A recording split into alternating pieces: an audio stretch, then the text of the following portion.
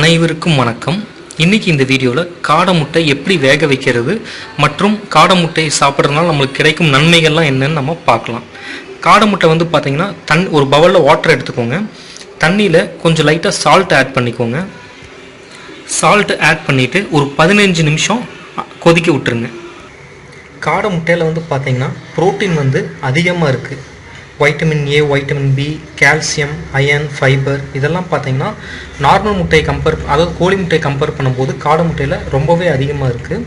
80% பார்த்தீங்கன்னா vitamin B1 வந்து கோழி முட்டையோட காடை முட்டையில் அதிகமாக இருக்குது. 13% புரோட்டீன் வந்து அதிகமாக இருக்குது. இதில் வந்து குட் கொலஸ்ட்ரால் HDL சொல்லக்கூடிய நல்ல கொலஸ்ட்ரால் அதிகமாக இருக்குது. அதனால் ஹார்ட்டுக்கு வந்து ரொம்ப நல்லது. அனீமிக்காக இருக்கிறவங்க இந்த முட்டையை ரெகுலராக சாப்பிட்டு வந்தீங்கன்னா அவங்க பிளட்டில் இருக்கிற சிகப்புணம் அதிகரித்து அவங்களுக்கு வந்து பிளட் வந்து இன்க்ரீஸ் ஆகும். காடை முட்டை வந்து பார்த்திங்கன்னா கண்களுக்கு ரொம்ப நல்லது.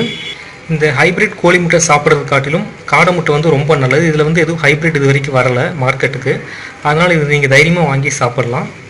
ரேட்டும் பார்த்தீங்கன்னா அதை கம்பேர் பண்ணும்போது இது ரொம்ப குறைவு தான். ஒரு முட்டை வந்து இப்போ கரண்ட் மார்க்கெட் ப்ரைஸ் வந்து பார்த்தீங்கன்னா 3 ரூபா தான் ஒரு முட்டை வருது ரேட்டு.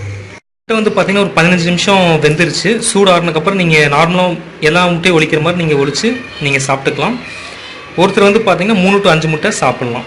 இந்த வீடியோ உங்களுக்கு பிடிச்சிருந்துச்சுன்னா லைக் பண்ணுங்கள், ஷேர் பண்ணுங்கள். எங்கள் சேனல் உங்களுக்கு பிடிச்சிருந்துச்சுன்னா சப்ஸ்கிரைப் பண்ணுங்கள். நன்றி.